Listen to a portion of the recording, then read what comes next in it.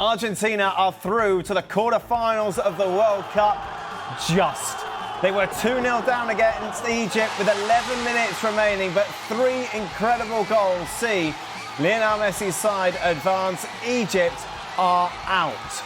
What a game, what a tournament this is turning out to be. Welcome into our ESPN FC studios. I'm Dan Thomas, Herculez Gomez, Shaka Hislop and Frank Leboeuf with us. Whatever you want to call me. I've called him a lot. I've called him a lot over the last couple of weeks, to be fair. How do we even start with this game? Argentina going in as favourites, of course. Egypt had never made it past this stage before in the history of the World Cup. But it would be Egypt who would take the lead. 15 minutes in, a great header from Ibrahim would make it 1-0. Argentina then turned up the pressure. They won a penalty in the 21st minute. But for the second time this tournament, Lionel Messi would miss a spot kick. Egypt's goalkeeper stood on his head in the first half, making some great saves. But then Egypt would make it 2-0. However, the goal would be chalked off for a foul that happened deep in the Argentina half. Fast forward, 10 minutes later, Egypt score once again. This one does count to make it 2-0. You look then that Argentina are going out, but they score 3. In the remaining 11 minutes of the tie, Romero, then Lionel Messi, of course, and then it's Enzo, who is the hero for Argentina as they go through. Colin Udoh joins us. We'll be hearing Colin's views from an Egyptian point of view in a moment. But let's start off, Frank, with this game overall. Fair play to Argentina, because we had written them off. Indeed. And that's the second time that they react like that, and they show strength, spirit, and beliefs. And that's exceptional. Well, I'm pretty sure you cannot find any Hollywood movie who can represent the kind of suspense we had again today. But that's exceptional. It's why we love football. I feel for the Egyptian population, the fans, and the players must be awful right now. But as part of what we have known, all of us playing the soccer, is sometimes everything goes for you, and sometimes you have a reverse of situation, and it's hard. But what a game! What a suspense, and what an ending. Yes, that was great. And Messi missed the penalty, but he scored an important goal today. It was an incredible game for a neutral. Imagine having a horse in this race. Well, Kevin Egan knows it well. He joins us now with both sets of fans, but it's the Argentina fans, Kevin, who are most definitely now the most vocal. Oh, Dan, welcome steps from Atlanta Stadium, as you can see. Who won the game today? This guy hopes that England actually goes through. Norway's a big problem for him. When Argentina comes back to Atlanta, it'll be a big problem for England. You better watch out. This is Dan Thomas hosting. He's from England. The 3 Lions will never come home. You will never have a chance again, because Argentina is going to win the 3rd, 4th. These guys are relieved here today. Big sense of relief here in downtown Atlanta, and they're having fun. I feel for Egypt. Came so close in this game, but man, the champions are enjoying this moment, Dan. Yeah, most definitely so. And I imagine, Kevin, it's a party that's going to go long into the night now. I certainly hope so. All we need is Stevie Nicol at the bar. We grab Messi from the stadium, bring him over too. Yeah, they're having fun. They're having fun here. But they hadn't really been tested like this in this World Cup. Cabo Verde obviously came close. But here today, this was a massive scare. It could have been 3-0 on another day had the result or the decision gone their way. But this is an incredible atmosphere. Tell that man to shut up in the zombies down. And they're walking toward to get their lager. Yeah, Desmond Manager. Right, thank you very much. Oh, thank goodness we're not with them. Right. Okay. This is a performance, once again, which leaves us a lot of questions about Argentina, but ultimately, Shaka, they win. Yeah, because they have Lionel Messi. And when you have that little guy, you almost are guaranteed a get-out-of-jail card, or so it seems. A lot of questions about Argentina. Otherwise, I will say, though, the better of the 2 teams won. Argentina were better than Egypt. The difference of this game not being over after 30 minutes, 45 minutes was the Argentinian goalkeeper, or the Egyptian goalkeeper, Shabir, who, in a tournament of goalkeepers, I do not think I've seen a better first-half performance in this tournament. That was the difference between Egypt and Argentina. Then you get the breaks that you want. It's about how well you defend that, and to Egypt's credit, I thought they were simply outstanding, putting their bodies on the line, making blocks when they needed. But there was always that opportunity for that little blindside run. And Argentina tried it all day long. Egypt were able to get in the way for most of them, but you just felt as this game went on, as tired legs started to take a toll, one or two of those balls would find their way through. In the end, it was just a deep searching cross that Romero got his head to that kind of broke Egyptian spirits. But from there on in, you kind of felt that Argentina had it in them to come back and at the least push it to extra time. In the end, they won it in the 90th. As if Cristiano Ronaldo's last 24 hours couldn't get any worse. Oh, What was this about Ronaldo? Because, you know, he was sat in his Egyptian shirt. And that's the crazy part here, Dan. You start off this game with Messi and a penalty kick, and he misses. Yeah. His second penalty kick missed in this World Cup, and you're thinking, wow, maybe this isn't going to go Argentina's way. And then you see that off a set piece, Egypt takes the lead. Lisandro Martinez gets caught. He gets beat goal side. It's a beautiful goal. And now Egypt is in control in the way they want. They want to defend, and they want to try to pick Argentina apart on the counter. And then the second goal comes in. Beautiful by Mohamed Salah, you know, being strong on the moment. When Paredes wants to push him, he slips the ball in. It's a goal. It's 2-0. And then the goal gets called back. And I understand the moment the referee But they goes still to got the VAR. second goal. They were still 2-0 up. They're still good. It's about momentum here. It's about momentum. No, I disagree. I think at 2-0 you up, can disagree, but it's you're it's 2-0 with 20 minutes to go. It doesn't I matter. look, I understand where you want to drive this conversation, but I don't think that's the conversation for now. I will get to where the conversation needs to go. But it's about momentum. You think you have Argentina on the ropes. But you're 2-0 up still. You have got them on the ropes. You don't you're have 2-0 up you with don't 20 have it minutes to because go. they have the best player who's ever played the game. And that's the difference regardless here. if that goal was given or not. No, because it's about momentum. I don't see the relevance. Because it is relevant. Because if you go up 2-0 in that moment, if you don't have You went that goal 2-0 all the way, up 10 minutes later, listen to what Herc. I'm saying. It's momentum. You have Argentina, and they are down. Argentina now thinks they can't come back in this game. And then you have a player like Lionel Messi. The ball Montiel gives him is not an easy finish. And he puts it in between traffic, strikes it well, and they're tied. And then you have a player like Cuti Romero, who's a center back who's got 2 goals, decisive goals in this tournament, in decisive moments. And then you have a player like Lautaro Martinez, who comes into this game and serves a perfect ball to, of all people, Enzo Fernandez, to finish this game off. When Egypt thought they had him, if you can get him in that moment, it's a crushing, lethal blow, and you don't have it. So you extend this game, and Argentina never feels out of this game. Not when they missed a penalty kick by Messi, not when they were down by 2 goals, not when they were level. They always felt they had the game winner in them. And Egypt couldn't manage that. They couldn't manage that emotion against what I thought was a team they had. They equaled. But you can't equal Messi. 39 years of age, he misses 2 penalty kicks in this tournament, and he's still sitting at what now? 8 goals? It's not supposed to be like that, I'm sorry. You're not supposed to be 39 years of age and do these things at the World Cup, do these things against any team, and yet here he is doing it. Argentina is in this position, still alive because of Messi. yeah, but I mean, you lead 2-0 like 15 minutes before the end. I mean, it's unthinkable if you do the thing right that they're gonna catch you back and win that game. I mean, Egypt are lacking of something. Maybe some experiences, maybe some talented players, but I don't think so. I think they were talented enough to avoid that kind of scenario. I think they played to their ceiling. They played it perfectly. The last 15 against a team that has Messi you that cannot will say not quit. for 80 minutes, yes, but for the last 10 minutes plus overtime, extra time, they were very naive.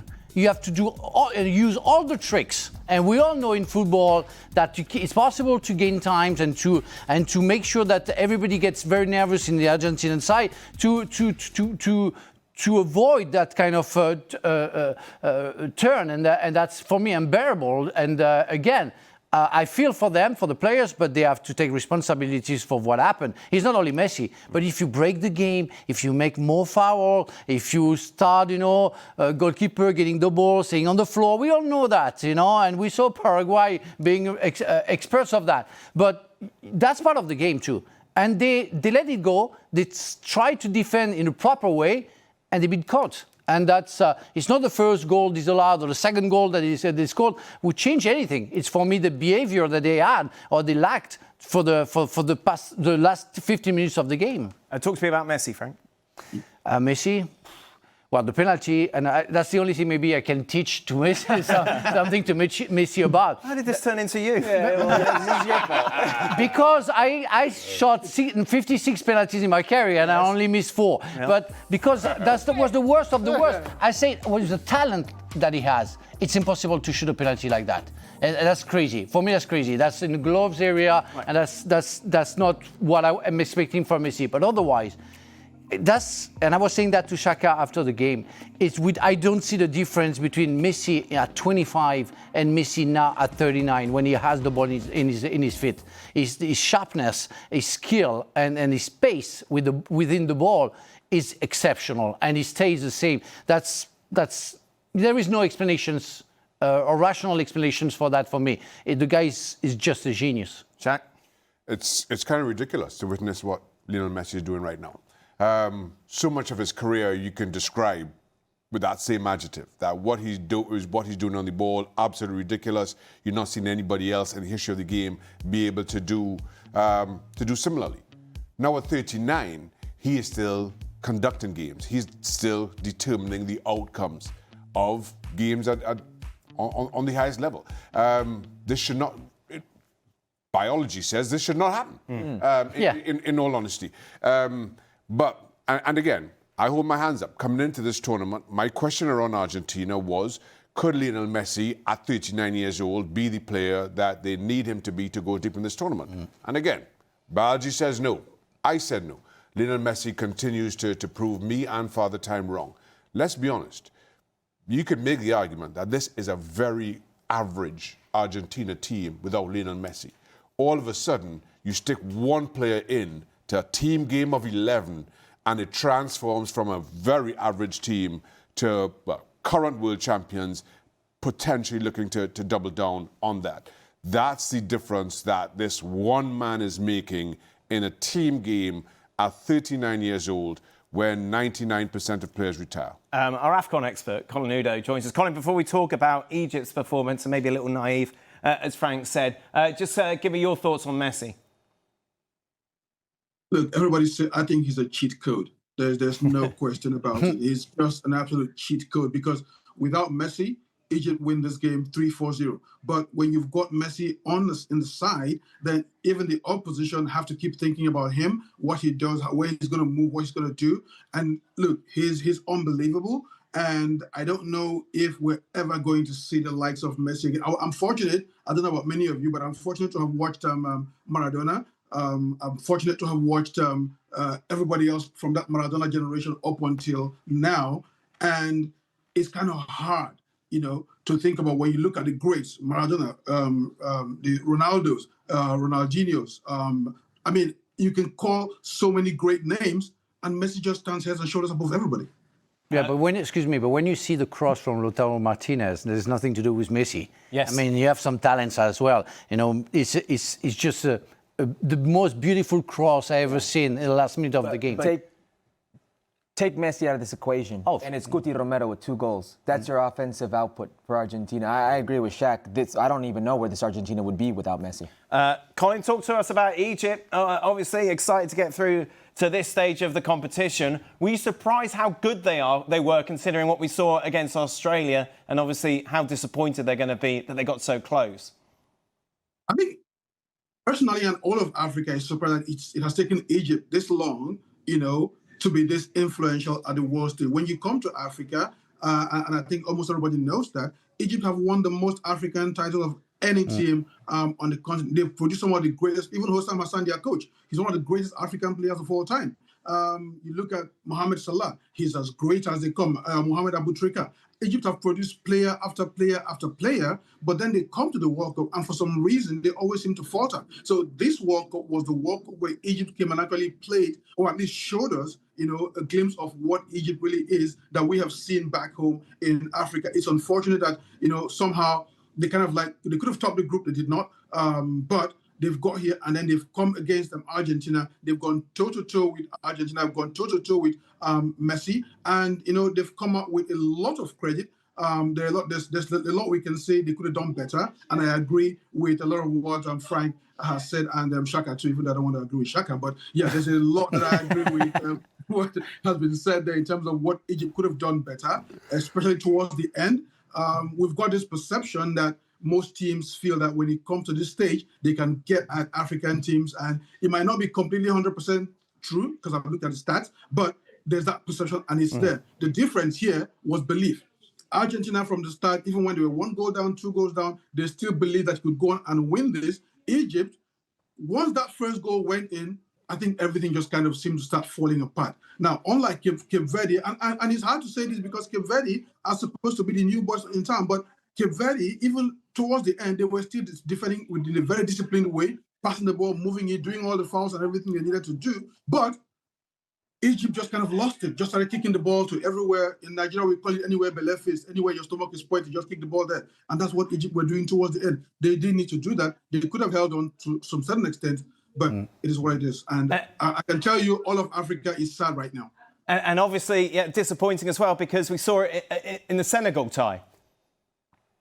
Well, look, Senegal, I would say is an aberration because under normal circumstances, Senegal could have held on. But all of the off-field issues that, and I think we all heard about it, they came out later after the game, but all of those things contributed to Senegal being, to what happened to them late in the game where they kind of lost it. But, you know, a Senegal team that would have stayed focused without all the off-field distractions could have held out until the very end. Unfortunately, that didn't happen. But like I said, you know, I mean, we have our whole Africa group on WhatsApp and everybody was rooting for Egypt. I'm telling you, and, you know, everywhere is like a graveyard in there right now.